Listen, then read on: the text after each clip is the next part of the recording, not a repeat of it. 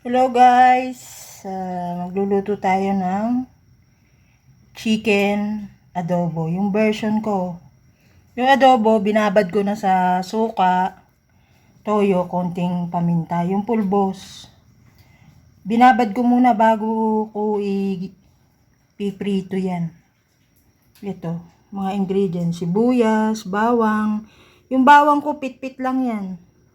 Ito yung mga aromatic. Laurel, pamintang buo, yung gulay dilaw na seasoning, nor cubes, sesame oil, suka, toyo, asukal, plus konting mantika. Hindi kasama yung tissue kasi against the light ako. Hindi kasama yung tissue, pamunas ko lang yan. Okay? So, ayan yung manok, binabad ko sa sukat toyo. Konting pamintang pulbos. Para kumapit yung lasa. So, pag pinrito ko, piniprito ko kasi muna yan. O, so, ayan yung sesame oil, magic sarap, nor cubes, 1 piraso, suka, toyo. Ito yung sibuyas. Yung sibuyas, quartered lang, malalaki hiwa. Ganyan ako mag-adobo. Bawang, pit-pit lang. Kung mas maraming bawang, mas okay. Laurel, 1 pirasong chicken cubes. Pamintang buo. Naku, nakalimutan ko na naman si pepper, yung bulbos na pepper na ilagay. Anyway, makikita nyo naman yung pag binibidyo ko na. Okay guys. See ya. So, ayan guys, nakasalang na si Magic Kawali. Ihulog na yung sibuyas at saka bawang. Sabay na yan, sabay. Okay.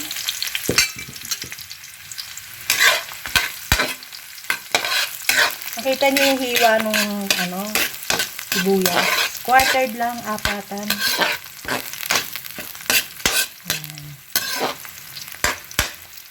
Gisa-gisa lang.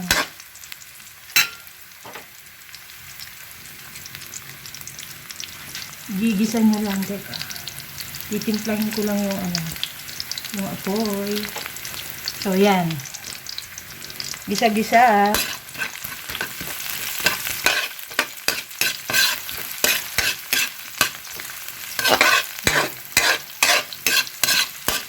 Wala na akong I'll be right back. Sabihin ko na lang, teka lang. Kasi yung isang vlogger sa Thailand, si Crew Jane Mix Vlog, laging sinasabi niya, wala bang I'll be right back? So, ibahin ko naman ngayon para masihan siya ng todo-todo. Okay? Pero yung okay, hindi ko talaga matatanggal yan. Yan na yung signature ko. So, iuurong natin si sibuyas at bawang. So, iulog nyo yung aromatic. Pag sinabi kong aromatic, yan. Teka. Yung laurel, pamintang buo, at saka yung 1 pirasong chicken cubes. So, iulog natin dyan. Yan.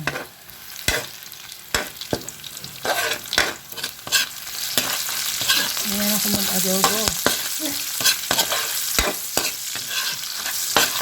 Pag sinabi aromatic, yung mga paminta, laurel, yung kinemi-kinemi, mga kung ano-anong mga yan. Sama mo niya rin yung yung nor cubes, nor chicken cubes. And then, lagyan ng 2 kutsaritang sukal. Yan. 2 lang kutsarita, teaspoon. Yan, nag-against the light ako. Ayan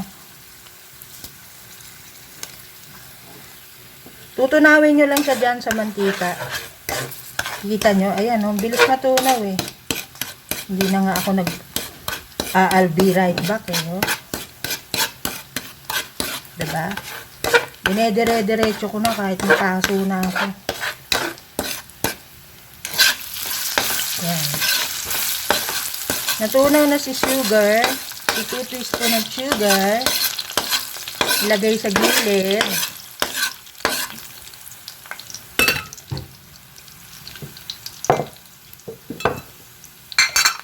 Ipiprito ngayon natin yung manok na binabad sa suka, toyo, pamintang pulbos. So, dahan-dahan ang lagay. Isa. Iprito nyo siya ng bahagya. Papupulayin lang natin. Yan. Ganyan ako mag-adobo, guys. Piniprito ko muna. Yung sa English, searing. S-E-A-R-I-N-G. Ibig sabihin ng searing, yung nilalak mo yung juice. Nilalak nyo yung juice ng meat sa loob ng karne mismo para hindi siya lumabas. So, pag kinain nyo yung adobong manok, malasang malasa. So, yan. Pinito ko. Pinito ko na.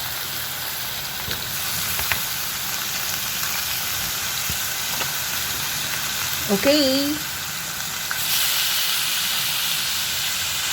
So, ayan. I-set aside yung pinagbabaran, ha. Prito nyo lang siya.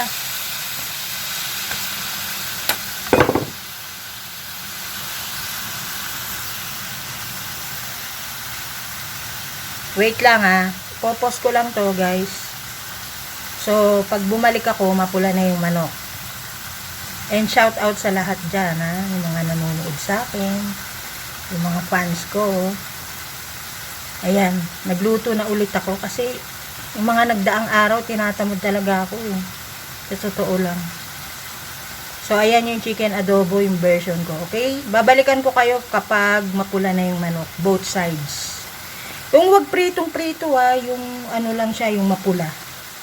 Ganyan ang ginagawa ko sa adobo. Kahit anong karne, kahit sa baboy, ganun din. Same procedure. Okay? Babalik ako. Yan tinagalog ko na hindi I'll be right back. Babalik po ako sandali lang. So guys, ito na yung nag-iitsura niya nung pinrito nyo siya sa mantika. Oh. Yan. Yan ang nag-iitsura niya. So, konti pa. Yan, mantika na yan. Yan. Yan ang itsura niya pag pinrito. Ganyan ang magiging ano niya, katas.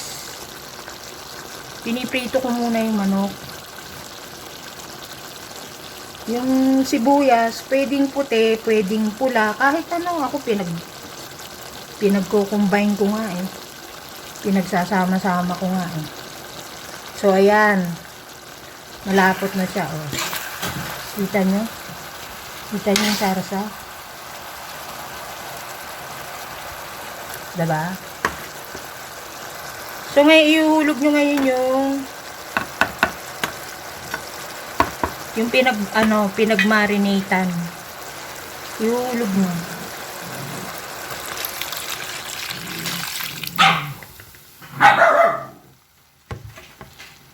So, hahaluin natin. Bahagya lang yung halo kasi may suka. Yan. So,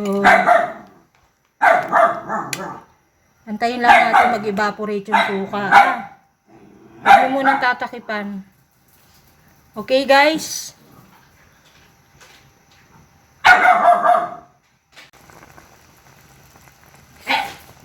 So, ayan guys, nakikita nyo. Bumubula na, kumukulo na. Yan, nag-evaporate na yung suka niyan. So, lagyan nyo na isang tasang tubig. Tapos, sabay tatakipan nyo. Pakukuluan nyo to ng mga 25 minutes. Huli yung sesame ng sesame oil. Ano lang naman yan eh. Huling-huli yun. Pag yung papaluto na siya. So, ang ingredients, ulitin ko, bawang, sibuyas, pitpit yung bawang ha. Pamintang pulbos, pamintang buo, laurel, 2 kutsaritang asukal, suka, toyo, konting mantika, bouillon cubes, chicken optional na lang din kung maglalagay kayo ng food seasoning na kulay dilaw. Kung gusto nyo maglagay. Ako naglalagay ako kahit konti. Hindi na rin ako naglalagay ng patis kasi maalat na yung toyo. Ganyan lang. 20 minutes nyo siyang papakuluan. So, pag nakita nyo ng, yun na nga kanina, yung pinakita ko na malapot na yung pinaka-sauce niya. Kasi pinrito nga natin eh. Lalagay nyo na ngayon yung binagmarinata ng manok. So, wag nyo tatakipan. Hayaan nyo siyang bumula.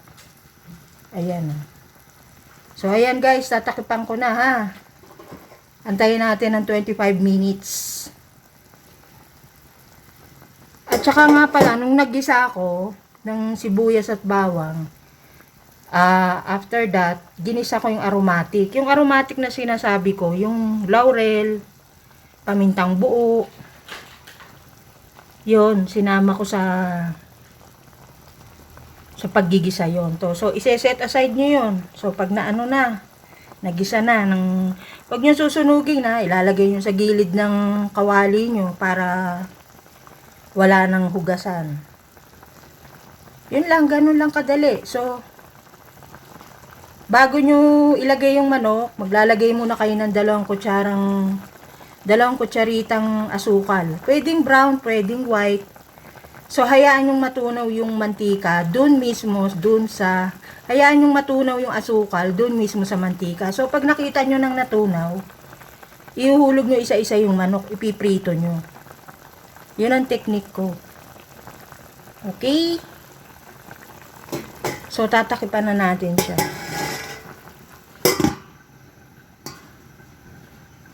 Yan, nakatakip na siya. So, see you later after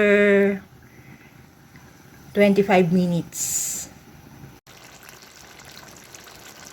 So, I'm back. Hello.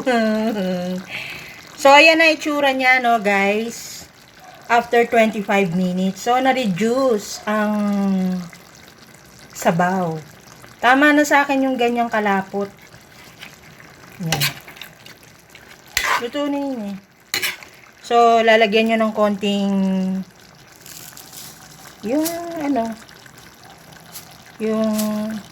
yan, tama na yan. Konting food seasoning, yung kulay dilaw. And then, maglagay kayo ng konting sesame oil. Konti lang ha. Yun, konti lang. Yan. So, halo-halo. Luto na yan. Antayin lang natin mga 1 minuto na matunaw yung food seasoning. Tsaka kumalo na yung konting sesame oil. Yan lang.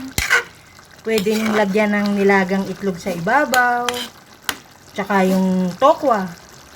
So habang papaluto na, kung gusto nyo lagyan ng tokwa, yung hilaw, hindi kasi ako nagpiprito ng tokwa eh. Pag hinahalo ko sa adobo, mismo yung square, hahatiin ko lang yun. Ipapatong ko na dyan. So, habang papaluto na, naluluto din si tokwa. Ngayon, yung itlog, syempre, ilalaga nyo yun. Ilalaga nyo ng hiwalay yun. Or, minsan, pag yung, pinapatong ko na rin dyan yung itlog, yung hilaw. Para dyan na rin siya naluluto. Pero hinuhugasan ko yun bago ko ilagay dyan yung itlog. O pwedeng 6, tapos 4 na tokwa, hiwain nyo. Hiwain nyo ng dalawahan. Ipatong nyo dyan pag yung papaluto na. Takpan nyo. So, yan guys, ang aking version ng adobo. Okay? So, shout out sa lahat ha. Shout out. Shout out kay, kay Ma'am Lynn, tsaka sa grupo niya. Hindi ko na iisa-isahin kasi ang dami. Sa totoo lang, hindi naman ako exage. Napakarami niyang miyembro. Okay? At isa na ako doon. Hindi pa nga ako nakaka-membership eh. Pero later, alam mo naman Ma'am Lynn, Diyos ko, mahirap na magkwento dito sa live, no? Hindi ko nakakalimutan yon. Okay? So guys, kung gusto nyong umayos ang YouTube channel nyo, pumunta kayo sa live ni Lintek, yung taga Netherlands.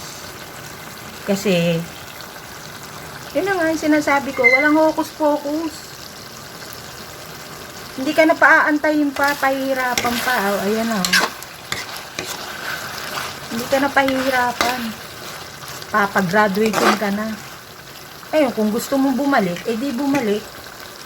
Eh di kung ayaw mong bumalik, eh baliwala sa kanya yun.